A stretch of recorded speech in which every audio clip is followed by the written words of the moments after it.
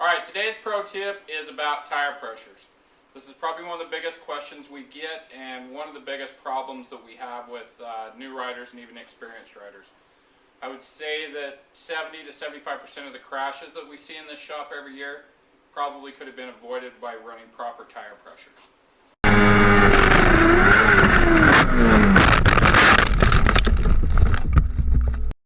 On the side of your bike, usually on the swing arm, in the owner's manual, there's a recommended pressure. Those are great if you're riding around town on the freeways and 2 up. Those are generally the max recommended pressures. I'm not going to tell you not to listen to your owner's manual, but I will tell you what works better for us. For around town riding, commuting, freeway riding, we tend to run about 36 psi front and rear. That may vary a pound either direction for your tire.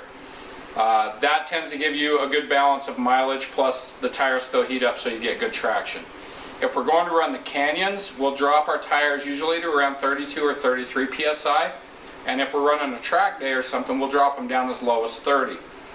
The reason that we do this tire pressure, pressures generate heat in the tire. The higher your tire pressure, the less heat you're going to generate in the tire because the carcass can't flex. So if you're running a 36 psi in your tire on the freeway, that carcass isn't flexing, you're not generating a lot of heat, you don't have a big footprint on the road, so you're not going to wear out as much tire. You're going to get a lot more mileage out of it. On the flip side of that, because you're not generating heat, you don't have that bigger footprint, you have a lower traction available. So, pretty simple. Pressure equals heat. Lower pressure, more heat. Higher pressure, less heat.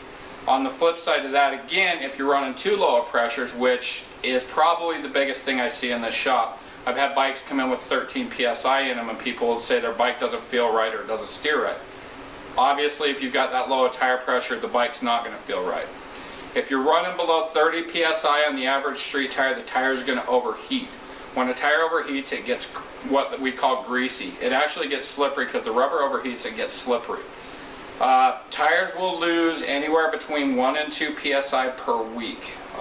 We tell everybody, I mean, if you're going to go run the canyons on a Saturday, check your tire pressure before you leave the garage. I check my tires every time I ride, minimum once a week, no matter what, because you never know what happened. You don't know if maybe you picked up a stapler or a small nail, you're down to 13, 14 psi, you take off out of the driveway, next thing you know you're on your head. Going with that, tire pressure gauges are not all created equal.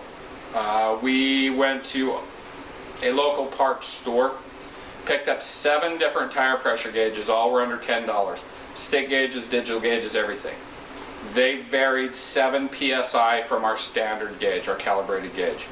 Obviously, if your pressure gauge is off 7 psi, you think you're running 36 and you're actually running 42 or 43 psi, you're going to be wondering why you went on your head in the canyon.